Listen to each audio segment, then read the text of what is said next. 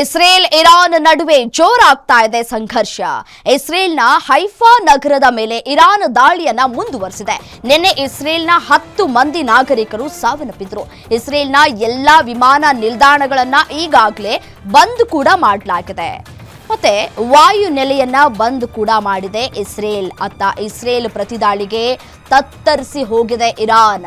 ನಿನ್ನೆಯ ದಾಳಿಯಲ್ಲಿ ಇರಾನ್ ಗುಪ್ತಚರ ಇಲಾಖೆ ಮುಖ್ಯಸ್ಥರು ಕೂಡ ಸಾವನ್ನಪ್ಪಿದ್ದಾರೆ. ದಿನದಿಂದ ದಿನಕ್ಕೆ ಪರಿಸ್ಥಿತಿ ಹದಗೆಡ್ತಾ ಇದೆ. ದಾಳಿ ಪ್ರತಿದಾಳಿಗಳು ಕೂಡ ಮುಂದುವರಿತಾ ಇದೆ. ಇಸ್ರೇಲ್ ಒಂದ್ ಕಡೆ ಕಂಪ್ಲೀಟ್ ಆಗಿ ಭಯಭೀತರಾಗ್ಬಿಟ್ಟಿದ್ದಾರೆ. ಇಸ್ರೇಲ್ನ ಜನತೆ ಈಗಾಗಲೇ ಸಾಕಷ್ಟು ಜನರು ತಮ್ಮ ಮನೆಯನ್ನ ಕಳೆದುಕೊಂಡು ಬೀದಿ ಪಾಲಾಗಿದ್ದಾರೆ, ಗೋಳಾಡ್ತಾ ಇದ್ದಾರೆ.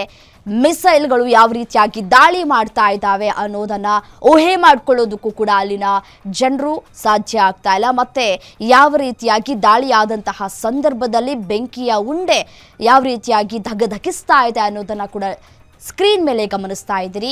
ತಾವು ವಾಸವಾಗಿದ್ದಂತಹ ಮನೆಗಳೆಲ್ಲವೂ ಕೂಡ ಧ್ವಂಸವಾಗಿದೆ. ಇನ್ನೆಲ್ಲಿ ಹೋಗಿ ನಾವು ವಾಸ ಮಾಡೋದು ಅಂತ ಹೇಳಿ ಇಸ್ರೇಲ್ನ ಜನತೆ ಕಣ್ಣೀರಿನಲ್ಲಿ ಕೈ ತೊಳೆಯುವಂತಹ ಪರಿಸ್ಥಿತಿ ನಿರ್ಮಾಣ